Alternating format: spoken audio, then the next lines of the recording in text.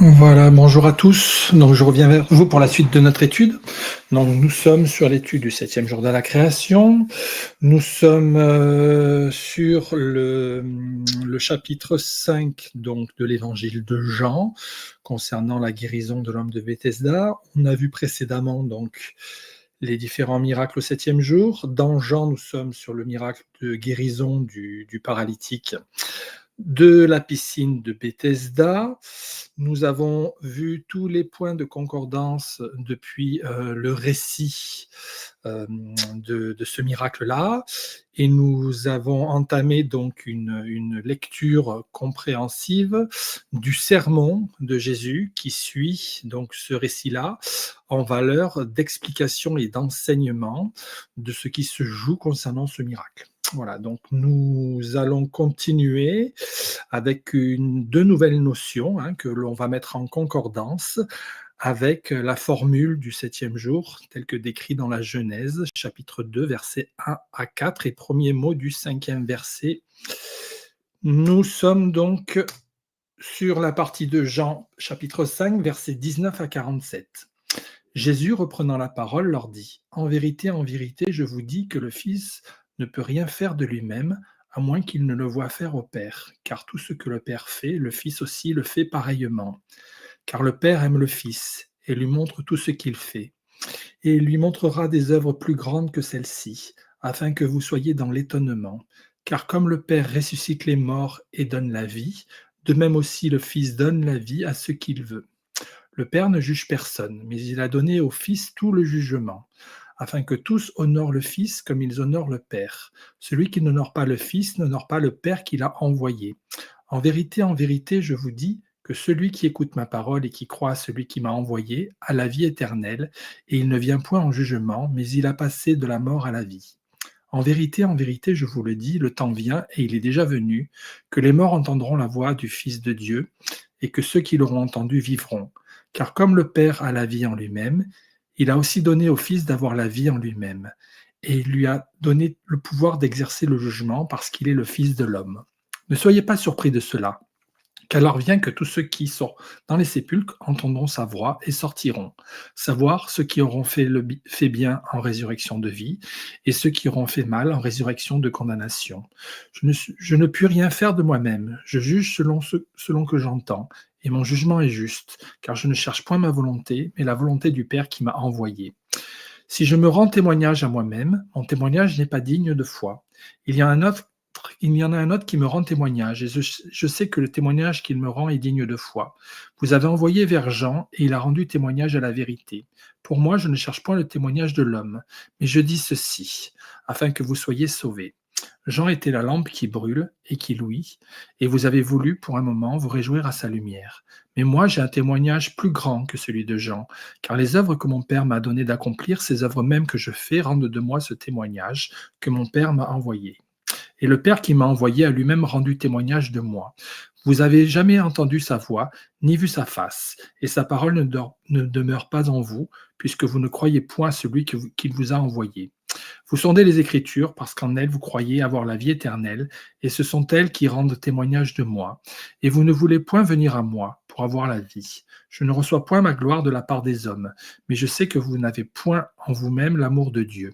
Je suis venu au nom de mon Père, et vous ne me recevez pas. Si un autre vient en son propre nom, vous le recevrez. Comment pouvez-vous croire quand vous tirez votre gloire les uns des autres, et que vous ne cherchez point la gloire qui vient de Dieu seul ? Ne pensez point que moi je vous accuse devant le Père. Moïse en qui vous espérez est celui qui vous accusera. Car si vous croyez Moïse, vous me croiriez aussi, car il a écrit de moi. Mais si vous ne croyez pas ses écrits, comment croiriez-vous mes paroles ? Donc, on a précédemment vu donc ce qui concernait l'action de Dieu et la position donc de la vue, ce qui a trait à la vue.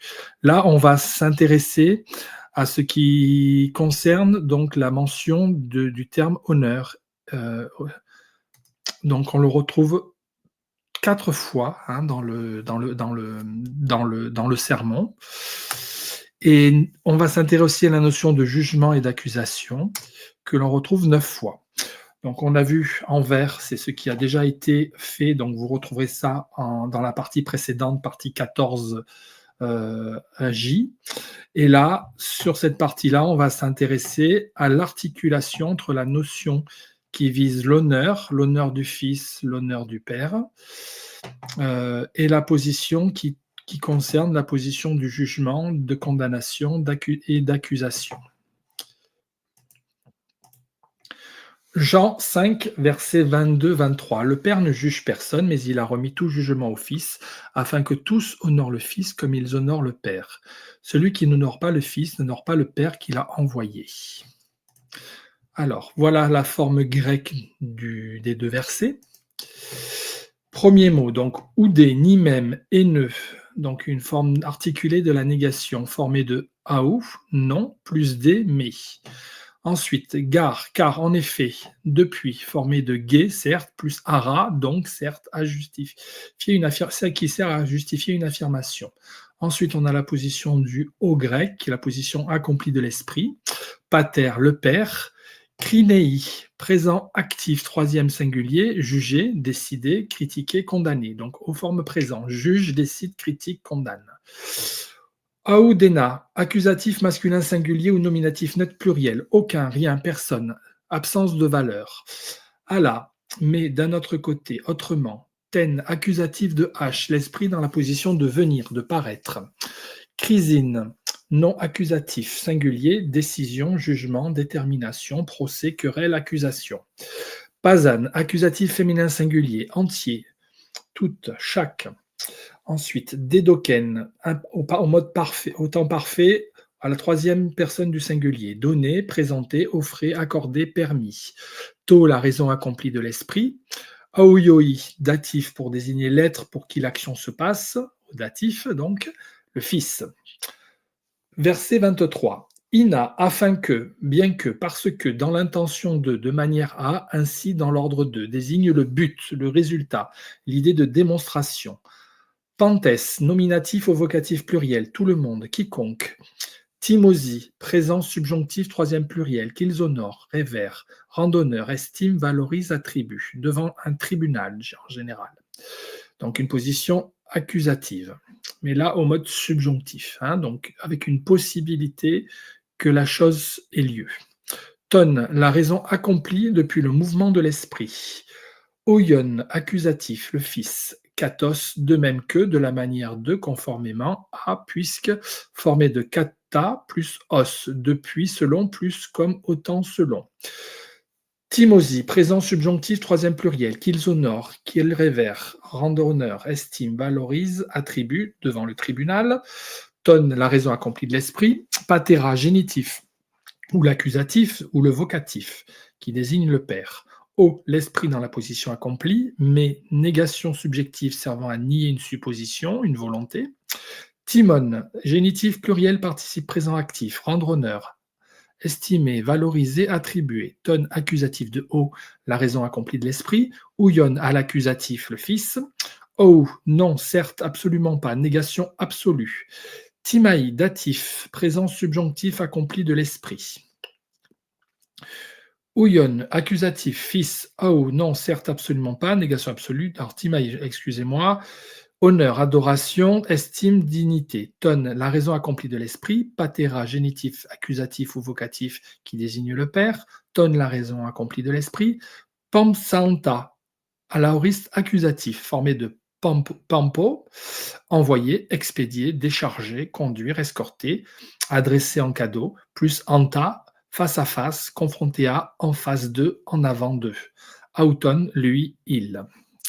Alors, je vous ai mis donc en bleu les deux occurrences du grec krinéi et chrysine qui désignent dans ce verset 22 la position du jugement, et en rouge les trois positions qui désignent l'honneur, timosie au présent du subjonctif, et puis timaï au datif subjonctif. Datif désignant la position pour laquelle la raison et l'action est accomplie. La position contraire de l'action du jugé du père tient une position symétrique à la venue d'un jugement d'accusation permis au sujet du fils. La position honorifique se traduit dans une forme consécutive, intentionnelle, d'une volonté possible dont le Fils détient la charge, en vis-à-vis, devant la face, dans la position semblable à l'esprit accompli du Père et conforme à l'esprit qui vient de la présentation de Dieu depuis la qualité de celui qui est envoyé, qui est offert depuis l'action subjonctive, permise et possible du Père, et vers la position d'accusé autant que méritant l'honneur depuis la valorisation, l'estime, la reconnaissance du Fils. Donc vous voyez bien qu'il y a une position sacrificielle que le Fils, que le Père rend possible et vers lequel et que dans lequel Jésus a la possibilité de l'accomplir et que dans cette position donc de possibilité, le Fils va le faire. Voilà, il va être dans l'accomplissement de ce que le Père permet, et non pas nécessairement ce qu'il fait, ce qu'il permet au sujet du Fils, comme une position concertée. Jean 4, 24. Il ne vient point en jugement, mais il est passé de la mort à la vie. Donc c'est chrysine ici, hein, l'action de crino décidé, plus l'accusatif, ce qui donne l'accusation, la condamnation, le jugement. Jean 5, 27. Il lui a donné le pouvoir de juger. Juger ici, c'est chrysine, pareillement, non accusatif. Jean 29. Et en sortiront ceux qui auront fait le bien, résurrection pour la vie, mais ceux qui auront fait le mal, résurrection pour le jugement ou la condamnation. Ici, la forme ici du jugement ici, c'est chryséos, c'est le nom génitif féminin, condamnation, accusation, jugement. En Jean 5, 30, je juge et mon jugement est juste. Là, le juge, c'est crino, futur, donc une position je jugerai. Et ensuite, crisis, nominatif féminin, le jugement, depuis l'esprit qui vient, puisqu'il y a un H ici qui introduit la position du jugement. Donc, je jugerai selon la position qui vient du jugement et ce qui doit passer. Puisqu'on a aussi ici encadré par une autre position de venir. Donc, ce qu'il vient, l'esprit qui vient, du jugement, et l'esprit qui vient, et on poursuit. Parce que je ne cherche pas ma volonté. Donc une position qui suit le jugement, qui est la position de la justice, qui doit s'établir. Jean 5, 45. Ne pensez pas que moi je vous accuserai devant le Père. Celui qui vous accuse, c'est Moïse, en qui vous avez mis votre espérance. Alors la position des deux accusations, on a d'abord catégorézo, qui est le futur de accusé, à la première personne du singulier, donc qui vous accusera. C'est un apax ici, c'est-à-dire qu'on le trouve qu'ici dans la Bible, dans cette forme conjuguée. Donc accusera, parlera contre, formé de donc kata, contre, plus agoreo, parler en public, prouver. Agoré vient de agora, l'assemblée, c'est-à-dire c'est la position d'une proclamation publique, d'une chose qui est énoncée devant l'assemblée, hein, cette position d'accusation. Et ensuite, la deuxième position de accuse ici, c'est katagoron, au participe présent actif, nominatif masculin singulier, ce qui est à dire accusant, hein, en position d'être dans l'accusation, en accusant. Le K qui produit le mot crisis, jugement, et katagero, accusation, est la lettre kappa. Kappa grec est dérivé de la lettre kaf. C'est un récipient, un réceptacle qui forme en fait le creux de la main incurvé pour recevoir l'eau ou la nourriture. Le T de Timosie, qui introduit le mot timé, c'est l'honneur, et la lettre to en introduction du mot, hein, en première lettre grecque, qui est dérivée de la lettre tav hébraïque. Une croix, une marque, un signe. Je vous ai remis la formule là ici du septième jour, hein, donc depuis la Genèse 2, premier verset, au premier mot du 5e verset. Et je vous ai écrit en rouge et en orange ici les valeurs donc du tav, et quand elles sont associées avec le kaf, donc le kaf et le tav articulé, je vous l'ai mis en rouge ici. Rouge ici et rose ici. Hein, donc on a 3 occurrences qui associent le kaf avec le tav. Donc, le réceptacle de la croix, c'est ce qui termine le travail, l'œuvre de Dieu, l'exercice du 7e jour. On a 2 réceptacles de l'œuvre avant la position sanctifiée ici. Donc, premier réceptacle, deuxième réceptacle ici, en association avec l'œuvre. Donc, ce qui concerne la position de l'agir, hein, comme les positions qui précèdent la position sanctifiée ici, hein, du coffre. Donc, une position associée ici, et une position similaire, puisqu'on a le même mot, melareto en hébreu, et ici melareto.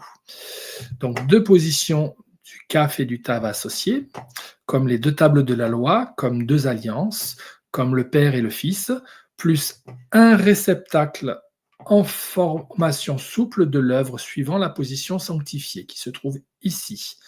Melaredot aussi, même forme, même mot, hein, comme une matrice qui fait naître depuis l'esprit. L'épouse en forme résultante justifiée, sanctifiée, ce qui contient l'unité qui associe l'esprit et le corps, le souple et le dur, les eaux et le sec, en une seule position, le royaume de l'éternel Dieu. L'unité renversée, l'éternel Dieu, depuis la parution de 2 positions d'Élohim et de Yahvé ici. Hein, donc, vous avez ici le renversement de la position de Yahvé devant la position d'Élohim qui était première dans l'énoncé du verset et de la création. Un renversement créationnel ici qui se joue. Les œuvres du 7e jour se retrouvent selon 3 positions d'avancement de l'action de Dieu pour aboutir à une forme réalisée, accomplie au travers d'une dynamique ternaire. Premièrement, on a ici les œuvres d'Élohim, donc Élohim des jours, le 7e des œuvres. Les œuvres en réceptacle de la bénédiction accordée par Élohim au temps de la captivité et de la délivrance du Fils, ici. Et les œuvres traduites à travers les puissances et les temps de la création depuis l'articulation de la sanctification qui retourne ciel et terre. Donc ici, on a toute l'histoire, donc Tolédot, et ici Asot, donc ce qui est les jours complets, des jours du monde réalisés, accomplis ou faits, avec un renversement ici de la terre et des cieux. Pour faire paraître l'unité de Dieu dans l'esprit jointé. L'esprit de Dieu et l'Esprit Saint du Christ sont jointés depuis l'altérité Père et Fils. L'altérité comme une position similaire, unie, de deux positions de Dieu qui ont la même forme, l'un étant corps, l'autre étant esprit, mais comme 2 choses souples et on va dire et tangibles et dures, et en même temps similaires dans la forme et dans la fonction. Racine kaf-tav, donc le kaf, katav ici est dagesh, on le voit ici, le tav est dagesh, le tav est dagesh, et ici le tav est dagesh. Toute idée, donc le kav et le tav, donne toute idée de retranchement, de scission, de coupure, de schisme, de coupure. Et le tav dagesh ici, tav-tav, n'est pas utilisé en hébreu, mais il exprime une idée de fente, de passage, une solution de continuité. Depuis la concordance des emplois de jugement et d'accusation dans le texte de Jean 5 et la formule du 7e jour en Genèse, on relève 4 positions de l'honneur, donc 4 c'est ce qu'on a vu avant, hein, d'honneur dans le texte de Jean, associées à la croix. Ici on a 3 tav dagesh, 1, 2, 3, formulés dans le même mot, melareto. Ici, melareto, melareto, melareto. Donc, 3 tav dagesh dans le texte de la Genèse. Selon le redoublement des 3 valeurs du tav, puisqu'on a un dagesh, c'est-à-dire un tav pointé ici, un tav pointé ici, un tav pointé ici. C'est ici l'indication du travail de Dieu au 7e jour en concordance avec les jours de l'homme. 1, 2, 3, 4, 5, 6. Donc on retrouve les 6 jours de la création, de formation de l'homme. L'homme tiré au 7e jour dans l'enfantement de l'Adam, processus créationnel qui amène à percevoir le 7e jour en valeur du jour du nouvel Adam, comme la refondation du premier. La valeur de 4 honneurs dans le texte de Jean, dans les évangiles, s'articule alors avec la position de l'extension de l'humanité dans les empires et les points cardinaux, donc valeur de 4 dans l'espace et du temps. Là où la valeur de 6 taves indique parallèlement les 6 jours de formation jusqu'à l'homme parfait. L'évangile de Jean refonde alors la création de l'homme paralytique depuis l'articulation des 3 occurrences de la justice de Dieu dans le même processus en travail du 7e jour en Genèse. Les hommes de tous les empires du monde terrestre et des positions célestes des étendues du ciel. Cette contenance du jugement et la condamnation s'ouvrent en introduction de la croix, du signe de l'homme de douleur pour parvenir à la valeur de la rédemption. Cela en ouverture de la justice pour être orienté depuis la terre vers la croix, pour les 2 premières mentions en articulation de l'ouverture, et puis selon le Zakef Katon en 3e position. Passage redoublé, élevé et ouvert aux cieux. On voit ouvert aux cieux ici, redoublé ici. Le Zakef Katon est là. Ensuite, le Fils de l'homme figure selon la justice et l'honneur en association forte d'une position articulée d'un travail, depuis 3 contenances ouvertes, comme une valeur de redoublement de la manifestation de Dieu qui fait contenance pour manifester depuis la croix les jours de l'homme dans la création. Remarque, en dénombrant les taves d'Agesh, qui sont ici, ici et ici, la formule du 7e jour présente 6 taves. 6 taves avant le kof. 1 tave ici, 2 taves ici, 3 taves, 4 taves, 5 taves et 6 taves, si on compte les dagesh. 6, la création jusqu'au tranché du Seigneur, à la croix, ici. Le kadosh, ici, avec le kof du tranché de la croix. Et comme 6 jours d'une nouvelle création après le tranché du Seigneur. Ici, 1, 2, 3, 4, 5 et 6. 6 taves en comptant les dagesh, après la croix. Avant la croix, 2 contenances du travail, ici les œuvres, et ici les œuvres. Melacheto. Donc, 2 œuvres du travail, c'est l'Adam, le fils de l'homme, et l'Abraham, le père du peuple. Moïse, le sacrificateur et conducteur du peuple. David et le roi d'Israël. En fait, ce sont, si vous voulez, le père et le fils, les deux témoins, en fait. Les 2 témoins qui figurent comme les 2 positions qui révèlent l'esprit, le père et le fils, dans la position de l'union. Et après, une seule contenance de toute l'œuvre ici, donc une seule contenance ici, de toute l'œuvre, le Messie, pour contenir et former le jour d'Élohim, la Hassot ici, le jour d'Élohim. Le jour d'Élohim, il est là.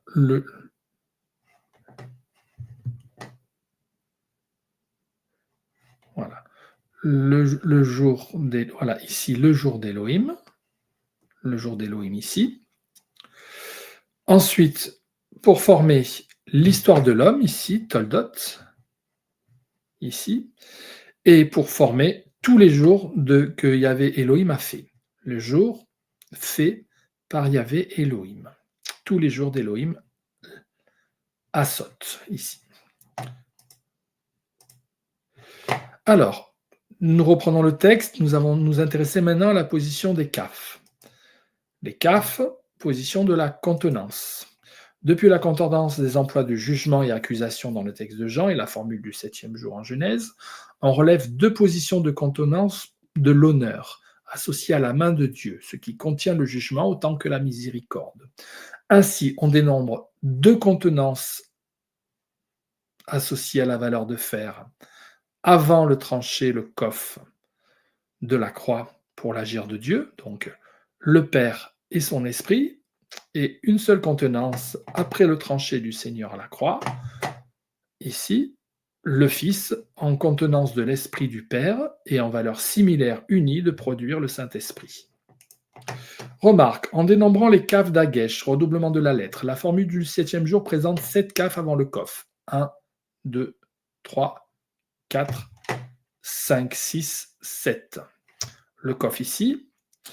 Donc, 7e jour qui distingue l'éternel Yahvé, en nouveauté, deux positions de renversement de la terre et des cieux, qui introduit donc, et qui récupère donc les positions des esprits de la terre et des cieux en la personne de Yahvé, jusqu'au tranché, et puis 6 jours de formation du nouvel Adam, l'Adam ressuscité en qualité de nouvelle création de l'homme, après le tranché de la croix. 1, 2, contenance, 3, 4, 5, et 6 ici, premier mot du 5e verset. Donc la formation du nouvel Adam, le Messie. Avant la croix, donc deux contenances du travail, Malareto, on retrouve Adam, fils de l'homme, et Abraham, le père du peuple, Moïse, le sacrificateur et le conducteur du peuple, et David, le roi d'Israël. Et en fait, c'est la position de deux témoins. Et après, une seule contenance de toute œuvre ici, une seule contenance pour toute œuvre, pour l'œuvre. Le Messie, donc, pour former d'abord première contenance, tout. Deuxième contenance, tout qui est associé aux armées, c'est-à-dire tout ce qui vient peupler la création. 3, ici, la totalisation, pareil, tout. Ici, donc, tout ce qui concerne, tout ce qui est fait. Ensuite, cinquièmement, tout. Ici, ce qui est fait. Ici, la contenance des jours, la contenance vers les jours, qui manifeste le jour. Huitièmement, tout ce qui est fait, et tout ici. Donc c'est une position de la totalisation que distingue la main de Dieu, c'est-à-dire le kaf dans le texte du 7e jour. Total, si on compte 1, 2, 3, 4, 5, 6, 7, 8, 9, 10. Donc on a 10 kaf de lettres kaf pour tenir la contenance de toute chose avant et après la croix, la position sanctifiée du kof. C'est la manifestation de la main de Dieu, donc sur toute la création, le yod en forme de main, le Messie en forme de totalisation de l'action de Dieu. Avec les dagesh, si on prend le redoublement ici, ici et ici, ça nous ajoute 3 kaf, ce qui donne 13 kaf, ce qui correspond à la totalisation des 12 fils d'Israël, plus Israël lui-même, le patriarche, ou pareillement les 12 apôtres, plus le Messie en figure de conducteur, de sacrificateur et de roi. Voilà. Je vous remercie pour votre écoute et on se retrouve bientôt pour la suite de notre étude.